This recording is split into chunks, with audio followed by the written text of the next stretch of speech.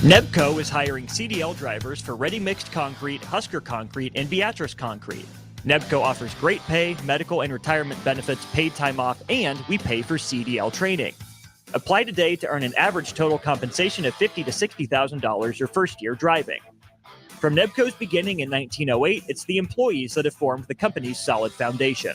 Start your career today. Visit nebcoinc.com. That's NEBCOINC.com. My dream was to work in commercial banking, but it required a college degree and I didn't have one. I found out that Doane had classes for adult learners on the Lincoln campus and online.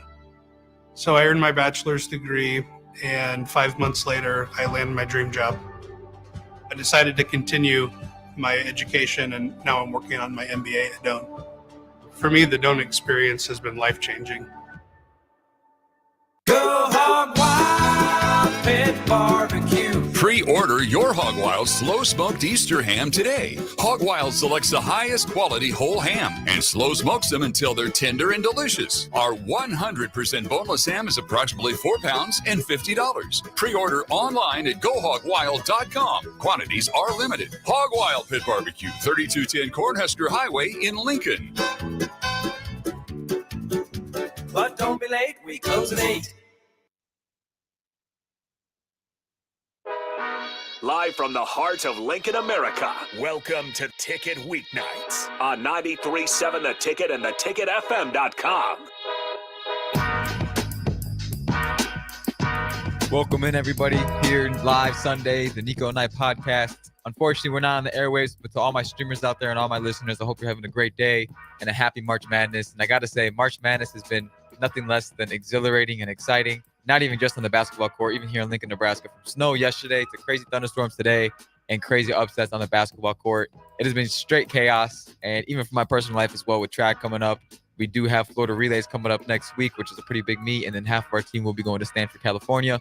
So with everything kicking off and March being in full effect, I got to say it's just awesome being here. The University of Nebraska-Lincoln, going on every single day, going on your day-to-day lives, and even school's ramping up too. So to add to the chaos, you got all these different factors going in. But happy to be here, happy to be in front of everybody here, all the guests, all the listeners out there. So let's go ahead and get started. So with my personal life going on, yesterday or 2 days ago, I had a 600-meter time trial at the track. And so throughout the season, you do different things. Some meets you're just training. Some meets you do cross training, which means you're on the bike or in the pool. And some meets you have competitions. You go, you compete, you put on the uniform. And then, there's a lot of dead periods throughout the season too. Not too many, but there's a few. And spring break is a dead period for us unless you went to nationals. So you have the Big Ten Championship in late February, right? And then for all the way from early March to late March, you have no competition. So you're just building up a base, training again. And to get that race feeling and that race atmosphere, you like to do a time trial a week out from your competitions to get back into that racing competitiveness, to make sure your body hasn't, got too complacent over that month. I wouldn't even call it a rest period, but during that month period where you're not competing. And so we had a 600-meter time trial this past Friday. And my PR from the indoor season was 1:17.7. And when I ran that, right after the race, I went up to the locker room and collapsed for a cool 20 minutes because I was so dead, so tired. And yesterday, or 2 days ago, when I ran that 600-meter time trial, the time trial was not nearly as hype or competitive as a race, obviously, because you're just going against teammates in front of nobody. I ended up PRing by 0.2, 0.3 seconds for no absolute reason. And then when I was crossing the finish line, I was yelling out to my coach, "What's my time?" Because I thought I PR'd. And he said it, and it was just awesome to be in a position to where I could PR, be happy, and be in high spirits, and not even be nearly as dead as I was, a month ago. And so I have real high hopes coming out for this outdoor season, and got some pretty big goals and aspirations. The theme of this outdoor season is definitely a revenge tour for me personally. After not performing at the Big Ten championships to my standards, I definitely think that this outdoor season is something special behind it. Got Florida Relays coming up this upcoming week. And then after that, got off again, so we're going to be training through. And then after that, we're going to this Azusa Pacific up in Los Angeles near California. And then I'm facing some of the best 800-meter runners in the country over there. Definitely see some 145s, hopefully some 144s. And then another rest week, potentially, going down to Baylor, Texas, run a 4x4 with the guys, get our regional qualifying mark. After that, it's the Drake Relays. And next thing you know, man, Big Ten Championship and the end of the 2024 season is among us. So that's everything from my personal timeline, man. But let's go ahead and talk into some basketball. Harrison, if you don't mind, if you want to go ahead and join us up. March Madness, no remaining brackets are left perfect. Everyone is just straight confused. You got accountants, hitting threes like their prime Steph Curry. What sense have you been able to make of this current March Madness?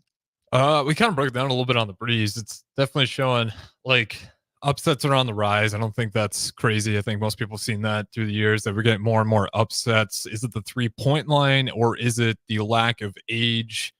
Like when you think of Duke, North Carolina, one and done's players, they get the best of the best. Kentucky this year, where you're getting your 5-star recruits, but 1 year off to college. So I think it's just going to be a continued pattern. And we're going to see more James Madisons. We're going to see more Oaklands. We're going to see some of these mid majors really continue to just kind of be a pain in the side of these elite Power 5 programs that want to not necessarily have one and done players, but if a guy's set to the NBA, unless you can keep him around with NIL, he's probably going to go on that route. Where if you can get a mid-major guy, yeah, you probably still give him NIL, but not nearly as much to where you can afford to have a bunch of fringe NBA guys, essentially, because that's, you kind of look at who's been winning in the past. Even that Kansas team, that was an older Kansas team that won not too long ago. You look at UConn last year, that was an older UConn team. So I do think that is the blueprint. Not that in Arizona, Kentucky, North Carolina, even North Carolina this year, they've got some more veteran presence. So maybe that's why they'd be a good bet. But I definitely think it's going to continue to be this way. We might need to be looking at more how many juniors and seniors are on this team that play meaningful minutes, because I think that's starting to matter a lot more than before.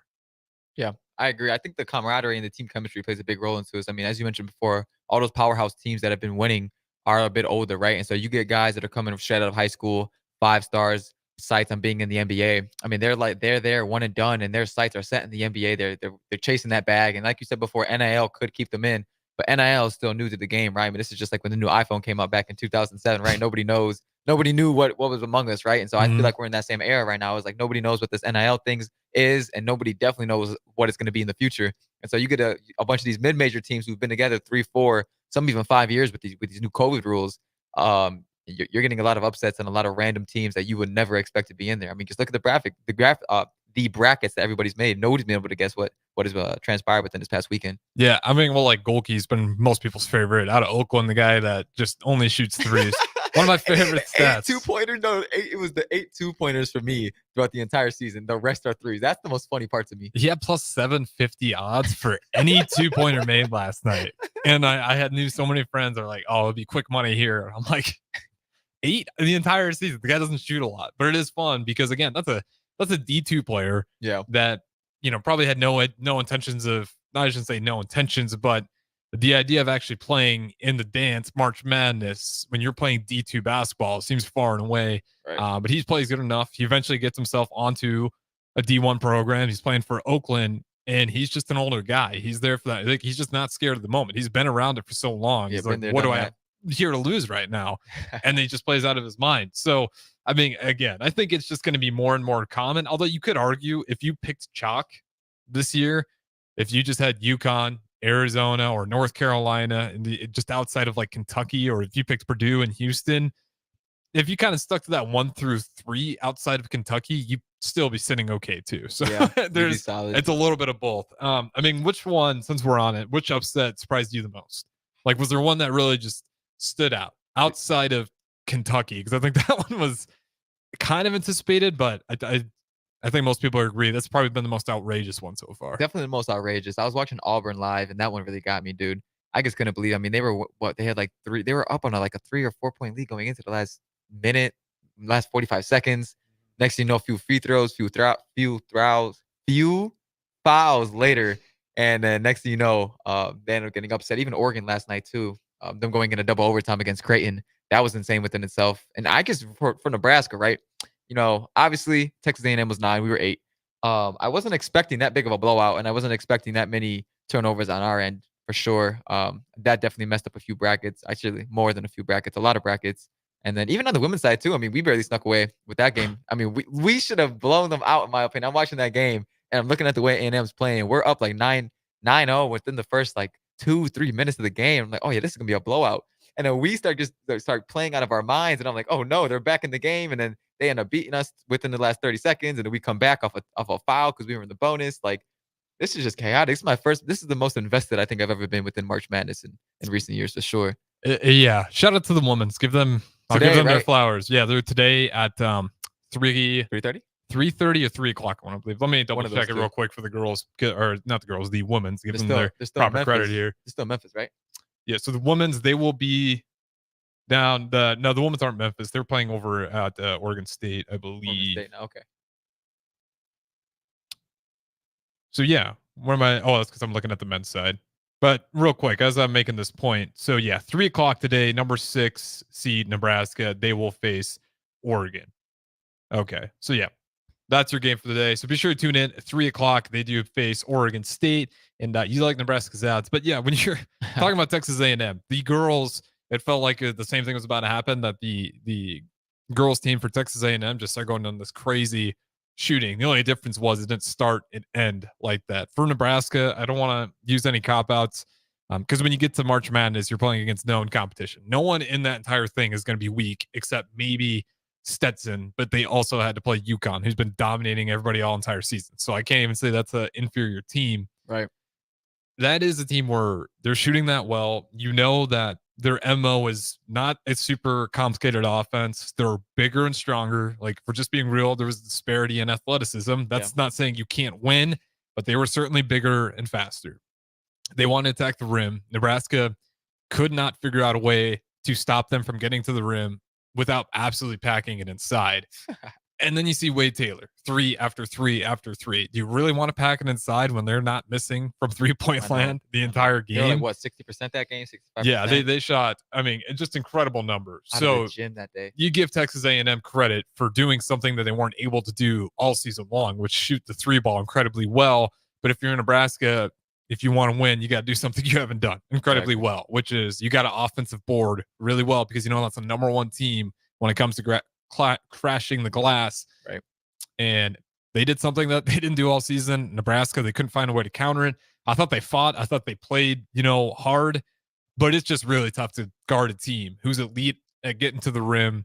And then on the other side was not a great 3-point shooting team. And that's just a wrinkle they threw at you last minute, where you're going to have to figure out a way to counter this, because again, they weren't missing. It was pretty clear that if Nebraska's going to win this game, we're going to be upwards of 100 points. Yeah. And we just didn't have it. So I'm bummed out, but by no means am I saying Nebraska didn't show up for that game. What a disgrace. Like, I saw a lot of that on Twitter, and I'm like, we need to take a step back here. Right, reflect. It's March Madness. All right. Kentucky, they lost to Oakland. There's some bad losses out there. And to get out of it is you hope that the foundation's been set to build that momentum for next season and the next season. We got Fred Hoiberg extended for a reason, because this isn't the end all be all season. It was fun. It had a good future to it, a good promise, but it just didn't happen yet. So unfortunately, it means you got to work back into next year. And, I'll knock on wood now that hopefully next year we're back in there and we have another opportunity to do something we haven't done before. Yeah, 100%. We've been playing confident as well. So, like I said, the future's bright. As you mentioned before, Hoiberg's coming back. We got a lot of returner players, both on the men and women's side, with us just extending the women's coach as well. It's been awesome, man. I'm looking forward to what's to come in the future from Nebraska. On the basketball side of things, and even on the football side of things too, man. I think the spring game is going to be electric. I think it's going to be huge. So should be a lot of fun. But yeah, how's your bracket doing? While we're on the subject, real quick. My personal bracket, to be honest with you, did not make one this year. But I was listening in on my buddies, my roommates, and they were telling me that they spent probably 2, 3, maybe even 4 hours on their bracket, and their girlfriends actually made brackets based upon their coolest team or the most color-coded team that they liked. And then the girls' brackets ended up beating the guys somehow, some way. So don't know how that's going on, but definitely is. So yeah. And with that being said, I think it might be a good time for a break already, because I think we do have something excited to give away here, but I want to double check. So we'll go to break here if you're okay with that, unless you got something else on your mind here. So this is the Niko Project. Harrison Arns behind the 1s and 2s as always. And if you guys want to join the show, always feel free to do so. 402-464-5685. We'll go to break and talk to you guys in a little bit. Your child was embarrassed when you arrived at their basketball game. 75% of parents or guardians report current alcohol use. Drinking alcohol can cause harm to children and loved ones. By drinking less, your child will be excited to see you at their basketball game. If you or a loved one is looking for help, find a treatment facility near you at findtreatment.gov. For immediate support, call, text, or chat 988. Brought to you by Nebraska DHHS in partnership with SAMHSA. In every office, there's two types of people. There are those who bring in bagels and those who eat the bagels that someone else brought in. Everybody likes the first person. Be that first person. Weekday mornings at 7:30, you have a chance to win a business box of bagels from Bagels and Joe. All you have to do is shut up, Sipple. 2 questions for you, 2 for Sip. Win, and the bagels are yours. Lose, well, you don't want to lose. You lost Monday, you lost Wednesday, you're a loser. Shut up, Sipple. Weekday mornings at 7:30, brought to you by Bagels and Joe. 93.7 The Ticket is proud to provide listeners with daily opportunities to win contests and prizes on our airwaves, and would like to take this opportunity to remind you of a couple rules. All participants must be 21 or older and must wait 30 days after winning a prize before participating in another contest. Once you win, you have 30 days to pick up your prize at the K&TK Studios, 1040 O Street in Lincoln, or your prize will be forfeit. Thank you for participating in our contest, and thank you for listening to 93.7 The Ticket.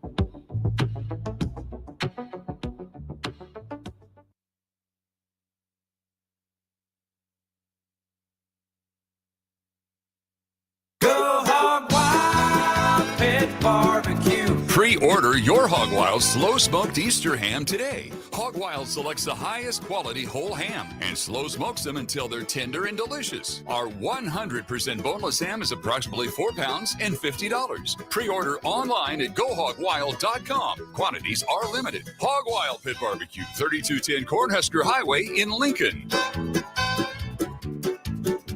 But don't be late, we close at 8. At Warhorse Sportsbook, their win is your win. Put your money where your mouth is on nearly every sporting event. Use the Warhorse app to check odds and build your bets before placing your wagers in person at Warhorse Casino in Lincoln or Horseman's Park in Omaha, including live in-game betting. No bets, no glory. Wagers may only be placed on Nebraska-based teams when played outside the state of Nebraska. Must be 21 or older to gamble. Gambling problem? Call 1-833-BET-OVER. For over 15 years, Integrated Life Choices has empowered individuals with disabilities in Lincoln and throughout Nebraska. They provide comprehensive services from group homes and independent living services to job training, ensuring fulfilling lives for those that they serve.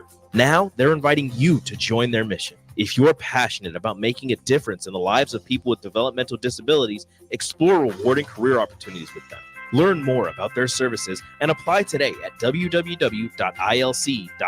Be a part of Integrated Life Choices, where your work truly changes lives. Imagine a healthier, more active, physically fit version of yourself. If you've been putting off getting into shape, now is the time with the Farrell's Extreme Body Shaping 10-Week Challenge. Our program combines kickboxing, strength training, and nutrition coaching to help you achieve your fitness goals. And ticket listeners, you can get $150 off the enrollment fee. The next challenge begins on March 23rd. You can get all the info at fxblincoln.com. Don't wait any longer. Farrell's Extreme Body Shaping at 40th and Yankee Hill and 70th and Vine. Cover more acres with a pre-owned sprayer or planter from Landmark Implement, your local John Deere dealer. We offer one of the area's largest selections of used sprayers, applicators, planters, and seeders. Through the month of March, take advantage of fixed-rate financing as low as 3.9% for up to 60 months or a 12-month interest waiver. Visit your local Landmark Implement location or view our complete sprayer and seeding inventory online at landmarkimp.com and experience the Landmark difference. Spring is a time of new beginnings and trying new things. If you haven't tried Furious Cheese Spread yet, the time is now. For parties for St. Patrick's Day and Easter, or celebrating the NCAA tournament with friends, there's no better dip to bring everyone together and celebrate something from Nebraska. Get to your local grocery store today and load up on Furious Cheese Spread. No event or party is complete without it on your table. Hi everyone, Kendall Warnock, A1 Automotive in downtown Lincoln. The last few years have been wild, but we've been here for you through all the ups and downs, and we'll be here for you when you need us the most, for all your travels and for your day-to-day driving. With winter conditions causing problems all over town, the last thing anyone needs this year is constant car troubles. Let us help you drive in peace and make sure you drive to work and to winter destinations safe. A1 Automotive, 11th and L Street downtown, always honest answers. Are you working in or looking to get into the electrical construction industry? The electrical workers of Local Union 265 are now hiring licensed journeymen and apprentices and are offering great pay and benefits. Call Mike at 402-875-1034 to apply. Start your electrical career today. Spring often marks the beginning of severe weather, which can lead to power outages. LES wants you to be prepared before the storm. Restock your emergency kit, update your info with LES, and if you encounter an outage, report it at les.com/report. Sandhills Global is hiring. With their fast-paced, growing culture, they have hundreds of new openings in sales, marketing, traveling support, software development, web design, and more. Full-time roles offer a 4.5-day work week, along with flexible internships in most areas. Career and internship opportunities are available at our global headquarters in Lincoln, Nebraska. Find your fit today at www.sandhills.jobs.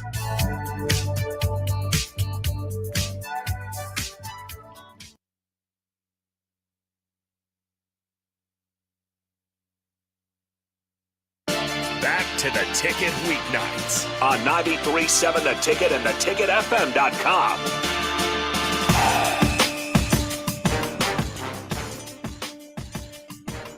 Okay, everybody, welcome back here live to 93.7 The Ticket. I'm your host, Niko Schultz, on the Niko Project. And before, if you're just now joining us, we were talking a little bit about March Madness and all the craziness and chaos that's gone along the way. But before we get back into all that, we have a special announcement for all the student athletes out there. Harrison, if you want to lead us off. Yeah, I just want to say shout out to Canopy Street Market for hooking up a lot of our student athletes here on talent. Helps them, $25. Student athletes here working on the ticket. Just a good shout out to those guys because you guys got busy schedules. If there's one thing we know talking to student athletes is you guys have absolutely insane schedules. So again, shout out to Canopy Street Market for sponsoring these guys, letting them get a quick meal.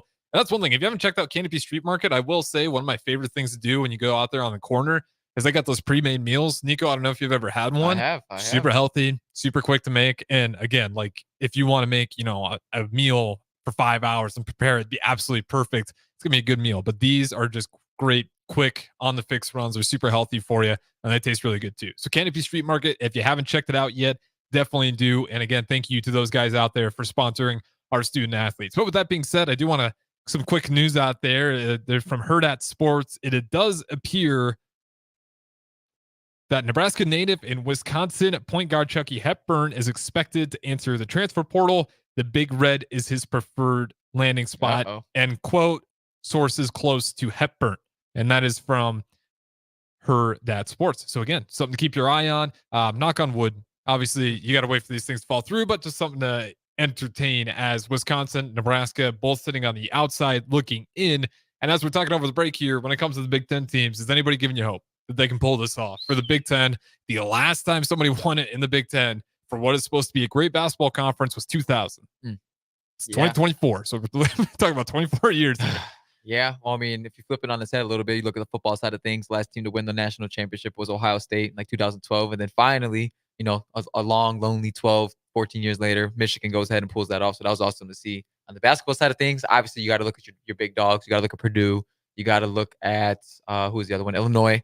And then everyone else, man, you're just kind of holding your breath and hoping for something. Northwestern's up there, possibly. You can't write them off. You can't write really anyone off from March Madness. But Big Ten wise, obviously, I honestly, coming from Illinois, man, never been a big U of I fan myself, but it would be awesome to see Illinois to go ahead and take that just out of Big Ten. I mean, obviously, since Nebraska's gone and you can't chant go Big Red. You got to look for the next best thing. And Illinois, I feel like they're high on that list. What about you? What do you have Big Ten team wise? I think Iowa State is probably going to get the win over Illinois. Think so? I mean, they're looking good. Right? They looked good, but I also thought BYU, I was really disappointed because BYU had Duquesne, that 6-11 matchup. Yep. And I was really disappointed by BYU. I just thought you guys took live and die by the three to a completely new level. I mean, if Duquesne wants to, just press you like maniacs on the perimeter and you can't put the ball on the deck just a few times to get it off rhythm, you're probably going to lose the game. And that's what ended up happening. They could not get enough inside. They started getting some threes late and got some momentum. But again, if you want to play that 3-point line game, you're going to be holding your breath a lot when you keep taking those shots when you're down in the second half. And that's, to me, what happened. They just relied on the three and ended up kind of burning them in the very end. So Duquesne wins that one, 71-67. Again, credit to Duquesne for understanding what BYU is comfortable doing I didn't think Duquesne was that scary of an opponent either. I thought BYU, not that they deserve respect. Hey, they won a game Nebraska didn't. Yeah. But in the fact that I thought BYU should definitely be able to take care of them still. And then Illinois, they beat Morehead State. Good win. I think Morehead State was a pretty good team. But then Duquesne, again, I'm kind of just selling. I wasn't really in on Duquesne. I thought BYU was the better team in that first game. And matchup wise, I just didn't get it. So you can argue you thought the coaching was better, but for the most part, I think Iowa State's going to have their number. They just seem to kind of match up pretty well with them, unless Shannon Jr. and get people in foul trouble. You know, get 40 points like he did against Nebraska. I'm looking at Purdue. I mean, I think it's got to be Purdue. They're better than last year. I think a lot of people too forget that they had pretty crucial injury last year. That took away one of their best guard players out there, and now they feel like they're back in strength. And I'm not going to say just because they lost the 16 seed they're going to win it all, because that's what happened to Virginia. But I do think this is a team that is pretty locked in. The ebbs and flows of this season have been pretty much non-existent outside the Big Ten tournament game. And even then, you could tell, at least in my opinion, for how often they sat Zach Edey, they weren't really gunning to win that whole thing. They were okay with letting it go, because that's a quick turnaround too. When you have to go from the Big Ten tournament, especially if you make it to the championship game, and then you got to go turn around and play in March Madness. That's quick. And so I think they were giving their guy, Zach Edey, a little bit of rest. They just look top to bottom like the best team in the Big Ten. Now, I think Houston's a bust-off for him. That's a team that's going to, if you're Zach Edey, or you're Houston looking at Zach Edey, you're one of the best teams at protecting the rim in the entire country. Right. You're going to take that challenge all day. Not only do you have, probably not the 1v1 size to match it up, but the help defense and everything around it on top of the elite perimeter play, you feel pretty good about Houston's odds. But if I had to pick a team in the Big Ten, I think it's got to be Purdue. I'd love to go for Illinois. I know that's where you're from, but I just don't think I could pick them. Yeah, I know. It's crazy to think too that Nebraska did take down Purdue inside of Pinnacle Bank Arena. Just think about if March Madness was inside of Pinnacle Bank Arena, man. I mean, we take the odds would just shoot up for us, but unfortunately, it's not. And yeah, I'm not sure if you're a big high school track and field fan, and I don't know what's been going on lately, bro. But these kids are just running out of their shoes nowadays. But I don't know what it is. To give you some examples, yesterday there was this outdoor track and field meet for nationals, and for some reason, 3 teams were under 40 seconds for a 4x1. I saw this. This was blowing up. I don't know if it's because I'm following a bunch of track kids now, but tell me how insane this is. Like, why this our is so. Our school record is 38. A high school kid, think about this. Nebraska, who's been around for over 100 years, our school record in the 4x1 is 38 seconds, like 38.99. These kids just ran 38.9 and they're in high school. And unless it's a private high school or they somehow got recruited to go to this place, to get these type of kids just to grow up in the same area, in the same state, to bring them all onto the same track and then accomplish that is just unheard of. And like I said, it's just turned the entire track and field world on top of its head. Like the Olympics, for example, most years it's 1 in 37. That's incredible. You got high school kids doing that. Is it the equipment? Is it the training? Some people say it's the super spikes. Some people say it's the food. Some people say it's just a different time. I mean, I don't know. Records have just been falling left and right. Indoor records have been breaking. I think people are just figuring out how to train better, in all honesty. I mean, if you look back at the 1980s, 1990s, we're doing so many things so much more different than we used to be. I mean, these records are just falling left and right. And the only explanation I can have is super spikes. I mean, these spikes, the way they're being designed, the way they're being made is, I mean, it even the tracks too. Yeah. I'm sure, I couldn't even tell you what the newest. I mean, what is the track made out of? Does it have to be the exact same? Mondo. It's like this Mondo fabric. So certain art. For example, the nicest ones, our track is made out of Mondo. So it's supposed to be you hit the ground and you shoot right up. So some it's concrete right under, and some it's wood, like a wooden spring. So then obviously you want ones that are obviously give you a spring, so that each step you're more bouncy. And it's just weird. There's a track in Boston. Concrete back home for sure. I felt it in the shins. No, literally, that's how the old school ones were made. But now they're tailoring it more towards the athletes and for optimized performance. But there's this track up in Boston, and the way that the circle, the oval is made, it's made for distance runners. And so if you go up there as a miler, for example, this last 2 months ago, there was a meet in Boston. 47 guys went under 4 in the mile in one track meet. 47 guys. Let me put this into perspective. What's different about the track? It optimizes for freaking what the heck's it called? Just distance running for some reason. It's harder for you to break stride. So obviously the shortest distance between 2 points is a straight line. Yeah. And so it's just the whole thing's almost like a circle. So you're never having to break your stride. It's so weird. It's so weird. I can't even explain it. But like a lot of these guys will go to this track meet, will run sub 4, and then they won't run it again. They'll be like 402, 403, 404.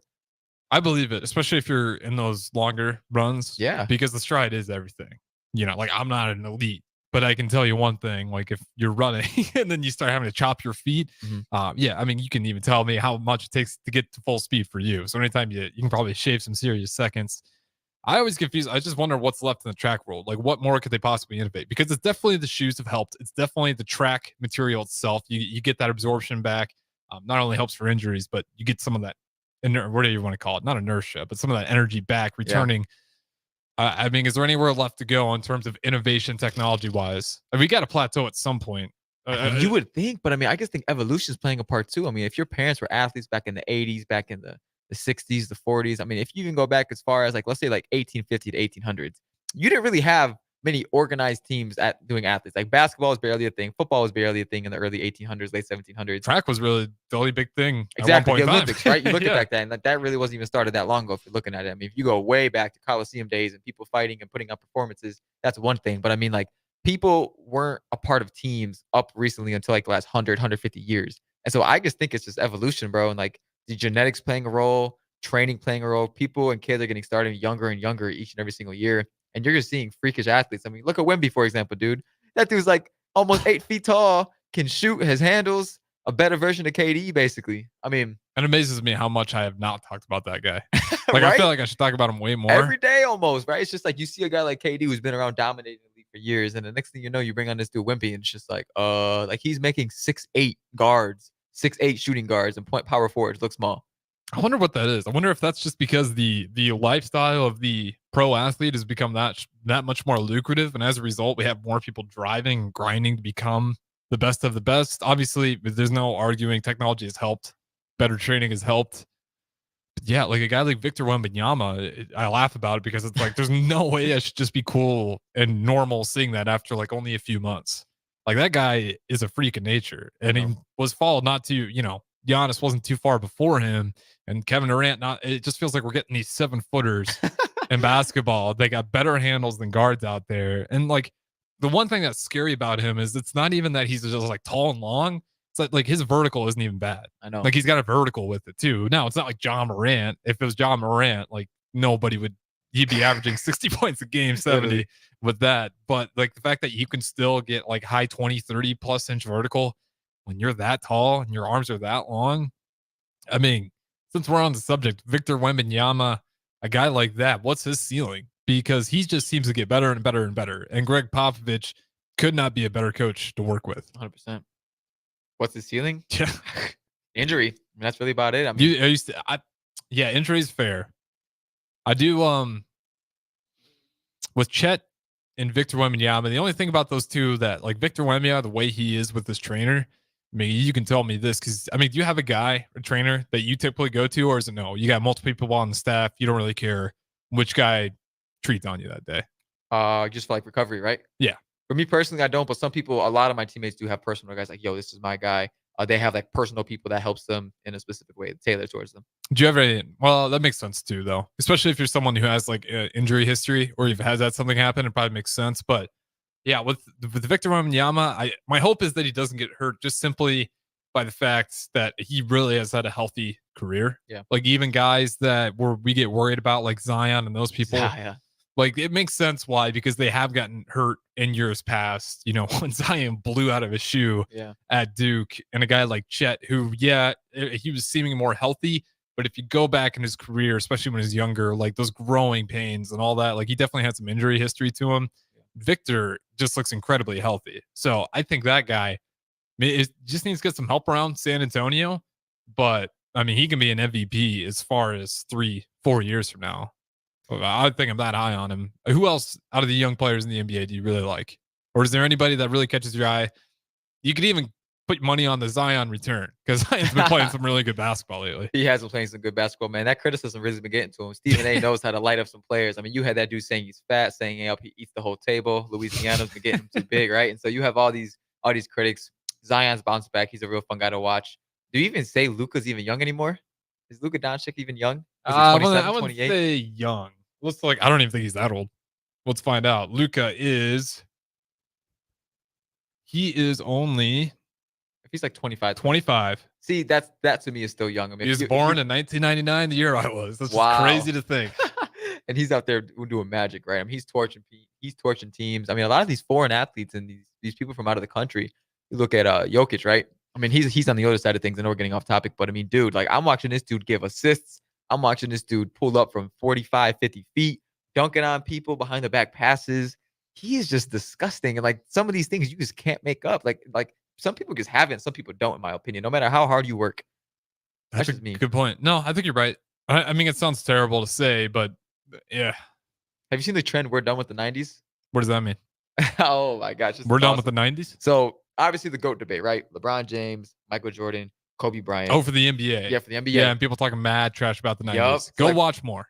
What's up? That's my take. Go watch more. Well, 90s. that's the thing, though. That's the thing, right? So this is how this started. So for some reason, these LeBron lovers, they kept on going in and looking at that Michael Jordan tape, and they found something, okay?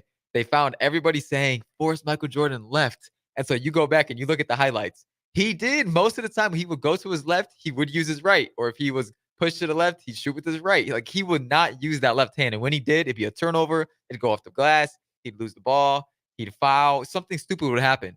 And so now people are saying, we're done with the 90s. And it's just all Michael Jordan left-handed highlights. And then LeBron James is obviously being LeBron James and doing LeBron James things. And so people are trying to say the GOAT debate is just absolutely over now. And that's the whole point of the trend. We're done with the 90s. We've seen Michael Jordan's highlights. We're done, right? And what is your whole take on that? I mean, do you think that the tape speaks within itself because Michael Jordan technically was playing against mailmen? No, because he wasn't playing against mailmen.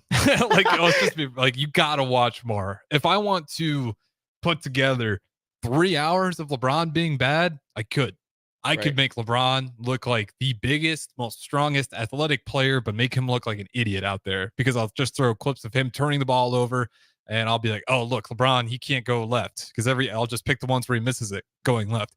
You think the greatest player of all time couldn't go left? Like, to me, that's crazy to think. Yeah. Obviously, people in the NBA would have been smart enough to understand Michael Jordan can't go left. It's maybe his weaker hand. But no, I'm not going to buy that Michael Jordan is not great because I found some clips this guy posted on TikTok, Twitter, Instagram. I don't care what it is. Yes, you can find bad highlights of every great player out there. And that's, if you want to argue that LeBron's better, I'll take it. But to argue that, Michael Jordan wasn't even that good, that he was playing a bunch against the mailmen, like those were real guys in those leagues. And because every ounce of all the great basketball we see today, if you think it's great, if you don't like the style, then go back and watch more 90s. But the style of basketball is always predicated off the past. Yeah. So without Michael Jordan, there's no Kobe, there's no LeBron. So I always get frustrated with those conversations. Like, we're done with the 90s. Well, you wouldn't have the basketball you love so much today without them. Yeah. So you do have to have that weird amount of respect to where I'm not going to kill these guys on things that seem so obvious, because they were the ones to kind of make those foundational steps. And it just goes on from generation to generation. I think that's why the NBA today kind of freaks out, like, who's our new face of the league, because we don't really know where the league's going other than Europe. Yeah, it kind of feels overseas there. But yeah, I mean, that's where I'm at. I don't know if it's a passionate take, but I'm diehard Michael Jordan Bulls fan. Yeah. So you probably couldn't expect us. Same here. You know what the most disrespectful part of it all is? They're saying that after looking at these highlights, Michael Jordan is no better than a DeMar DeRozan or a real good Jaylen Brown. That's what they're saying. That's outrageous. I love DeMar DeRozan, but that's outrageous. I know it's crazy to say. And they're like, if we bring him into today's league, and it's like, all right, who did Michael Jordan have to look up to before that? What, the 60s, the 70s, right? Mm-hmm. Michael Jordan was the first dude, in a sense, to come up with the behind the back pass. Do you remember that one clip where he has it in his right hand, he throws it behind his back to his other right hand, and the announcer's like, wow, what is that? You see average players pulling up from average range 3, and everyone being like, wow, and he pulls up from deep, because nobody's seen that before. The game was just run differently back then. EBA stuff, and exactly. And they're like, let's bring that into the NBA, and it's EBA stuff, and then obviously it makes its way through because you see how much valuable 3-point shots are. But I mean, yeah, I am looking forward to the debates more and more as LeBron gets closer to his retirement, because when he retires, when it is all said and done, there will be an argument because he does have an incredible resume. I just won't take the argument that Michael Jordan was bad. It's not even close. To say it's not close is absolutely insanity when that guy's reach on the game is Let's just be real. It's beyond anything LeBron has right now. Yeah. Like maybe in the future, but the way that LeBron's brand has just captivated everybody, I mean, his reach is insane. So with that being said, we do got to throw out the break here. Let's get any more hot takes on LeBron and Michael Jordan. Man, let's go to break. Okay. Let's go to break. We'll do that. We'll throw out the break here. This is the Niko Project. Harrison Arns on the ones and twos. As always, that's your host, Niko. To my left, we'll be right back.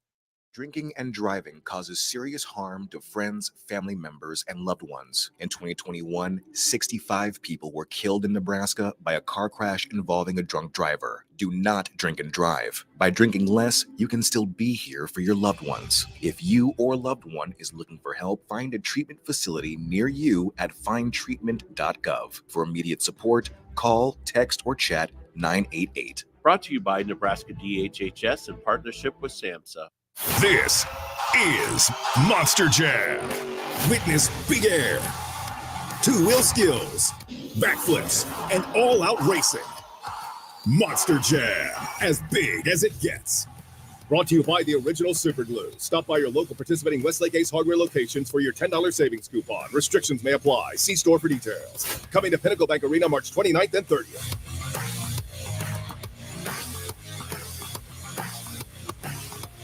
Spring often marks the beginning of severe weather, which can lead to power outages. LES wants you to be prepared before the storm. Restock your emergency kit, update your info with LES, and if you encounter an outage, report it at les.com/report.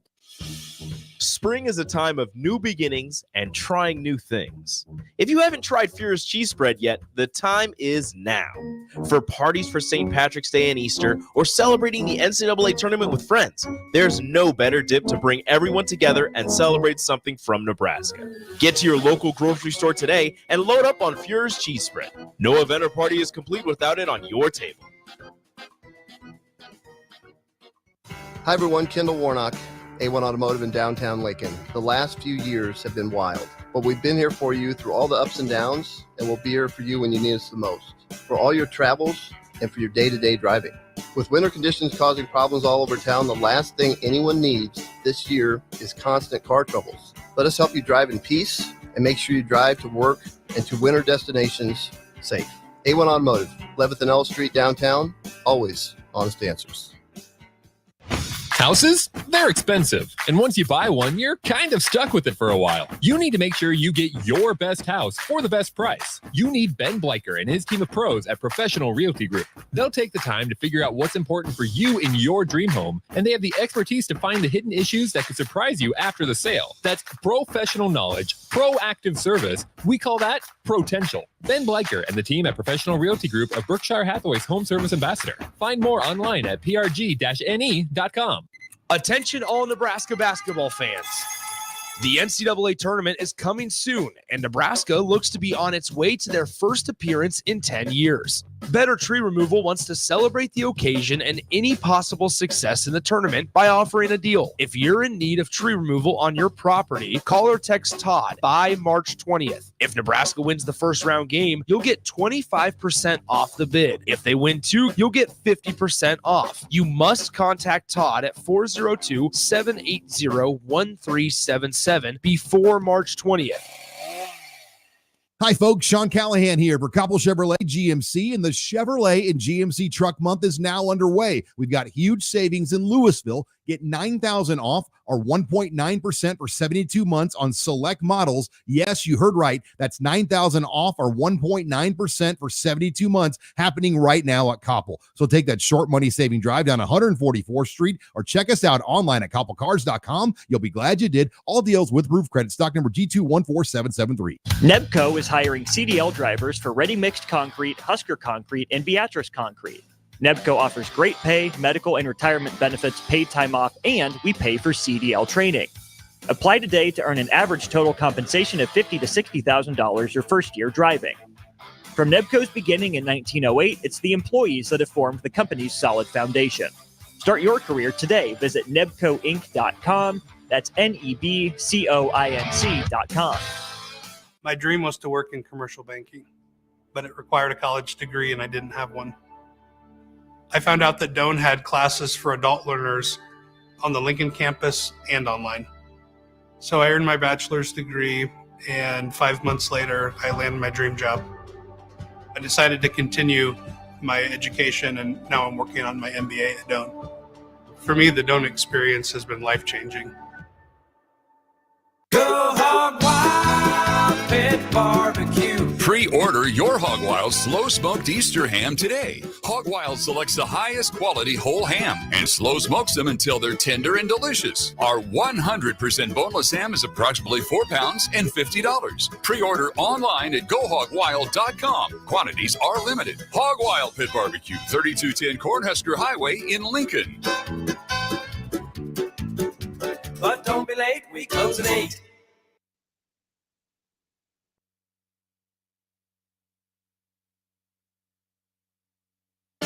Back to the Ticket weeknights on 93.7 The Ticket and theticketfm.com. Welcome back, everybody, here to the Niko Project live every single Sunday from 1 to 2 p.m. I'm your host, Niko Schultz, and if you're just now joining us for this last and final segment, we were previously talking a little bit about the 90s, Michael Jordan. We were talking about track and field athletes, especially the younger crowd, absolutely blazing on the track, going crazy, and not being able to make sense of what the change has been. It hasn't been an evolution, has it been our diet, has it been the training regimen, is it the spikes, is it the track? Why are people getting so much better, so much faster, and so much stronger in today's day and age? And how much has really changed since the 90s, right? People are always going to talk. People are always going to compare. People are going to want to choose who's going to be the next face of the NBA. Where's the NBA going? And Harrison made a funny comment. He said it's going overseas. And I don't think he's wrong. A lot of people and a lot of great athletes, if you look at the NBA, are foreign, are coming overseas just to play, just to get their bag. If you look at baseball, they've been doing that for years. You look at the Dominican, you look at all the Caribbean places where all these amazing baseball players are coming from. A lot of these dudes are foreign, Hispanic, Guatemala, yeah, right? Just going anywhere. in, hitting bombs, and you can't even make sense as to why they're doing it. I mean, I don't know. I think that, it just goes with sometimes copying people in a sense, right? I mean, look at what the NBA did this past season with their new regular season game playing style. What was that called? Where they brought everybody in and they had like a mid-season tournament, kind of like how soccer does. In-season tournament. In-season tournament, right? It's exactly what it's called, right? In-season tournament. Everyone had a lot of criticism around it, and the next thing you know, you got LeBron playing like his life depended on it, and then the Lakers go ahead and take it, and then everyone's like, okay, like I'm invested into this, right? And it was a risk, but it's something that we took, a concept that was started overseas, and then we bring it to the U.S., and it's just like our NBA right now. We took a lot of good guys overseas, bring them to the U.S., and then bam. It's just weird though, because the only sport that really hasn't translated over for is football. We've had a few success stories come over who are successful rugby players overseas, and then we bring them into the NFL, and they'll be like a really good fullback, a really good running back. Yeah. But other than that, besides soccer, baseball, basketball, there really hasn't been that many successful foreign athletes to come in and be successful on that football field. Yeah, I mean, that one makes sense just because the money and the support for it is like, it's just such a different animal here. Like college football in the US, like even if, people have an idea of it, if they're out there in Europe, Asia, wherever, I don't care, whatever continent you're coming from. Right. They just probably would still have no idea how passionate we are. Yeah. They would be, I think, surprised to see the massive stadiums, the lights, the pageantry. They'd be like, what are we watching? This is more than just a game, because it really is. And the money. I mean, it costs a lot. It's the same reason why, a lot of people for hockey, it seems very regional. Hockey is expensive. And if you live in Nebraska, even though we get ice, that's only 1 month. You sometimes drag it out into the fall if you get an early snow. Yep. Where you have to go drive somewhere, hopefully they have an ice rink. If not, your parents, if you're a young kid, like you got to do a lot of driving just to get to an ice rink and have a parent that has enough money to be able to take time off work, get your pads, get you on a team, a travel team. Like, it's really expensive. Football is kind of the same thing. And unless you have a school in place that's always had football, that has the pads, the helmets, the field goal post, like it involves so much. So you're probably not going to see it in other countries unless there is a passion for it to where those systems are in place. Cause like there are teams like in Japan, I think they do have some pro teams out there, but it's not to the point to where all the schools play football, to where it's at a young age, people know what it is. They get good at it. They got the pads, the equipment, they understand it, and it's something to pursue. When you're, older and then you start watching college football, like, you're probably not going to go out and play because you're already 17, 18 years old, whatever it may be. So it's just an expensive sport. And I think it's really complicated. Definitely got a lot of rules. Culturally, it'd be a lot to kind of get over that too. I mean, you look at Canada, they play different. I mentioned it, Japan, they play theirs a little bit different.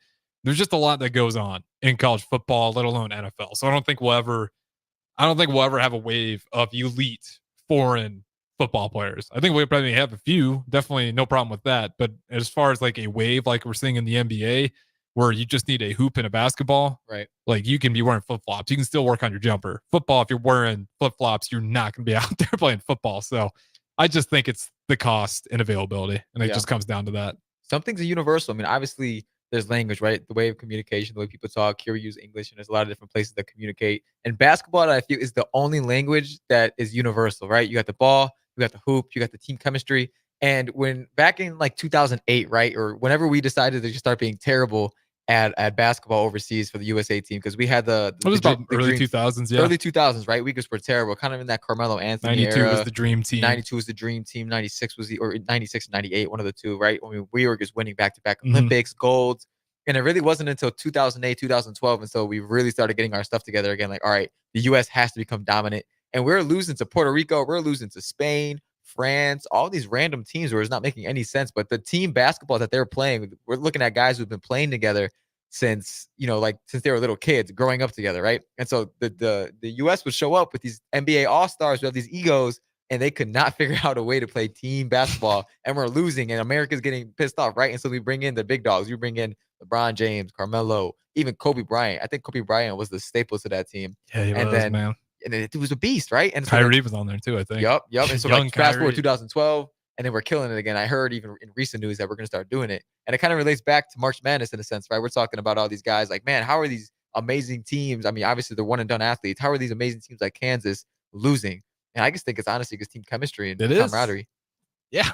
Perfect. Dude, that's a great way to end the show because I agree with you like 100% here. It is totally the team chemistry. USA basketball and March Madness, the same thing. It really is. Like, why can't the USA? You have all the best players on your roster by far. You look at how big Kentucky was, and you look at how big a team like Oakland is, and it's like, you can't tell me that this team's better than you. Right. And they're not, but they're playing a lot better than you right now because they're clicking, they're on the same page.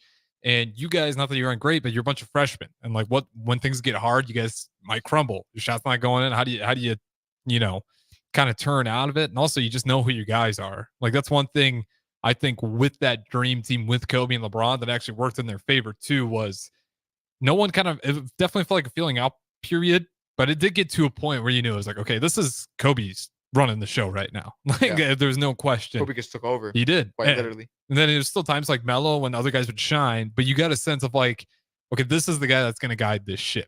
And I do think when you get to those elite teams like a Kentucky, I don't want to say UNC this year because they got some veteran presence. Right. But I think when you're looking at that young player to lead you out of it and they have a moment of panic, pretty soon you're looking around like, what is our identity right now? Like, we're all kind of identity crisis. Yeah. Like, and your identity is being an elite team, but the guy that's supposed to lead you there is a little bit off in this mid-major, is hitting 3 after 3. You need a leader to kind of pull you out of that. And that's where that juniors, seniors matter, and that team chemistry needs to be there. So with that being said, we will have to wrap it up. I do want to throw this text out here just because he agrees with me. This one's from Flies. Jordan's fierce competitiveness was insane. Again, he's probably talking about our LeBron James Jordan debate. So you can't deny that the competitiveness was definitely there. But Niko, we got to get out of here. Go ahead and get us out.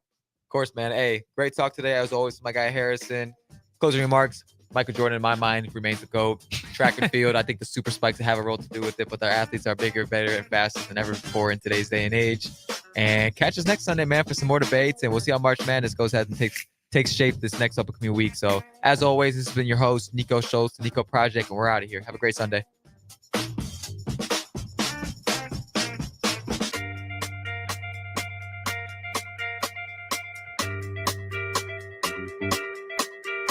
Thank you.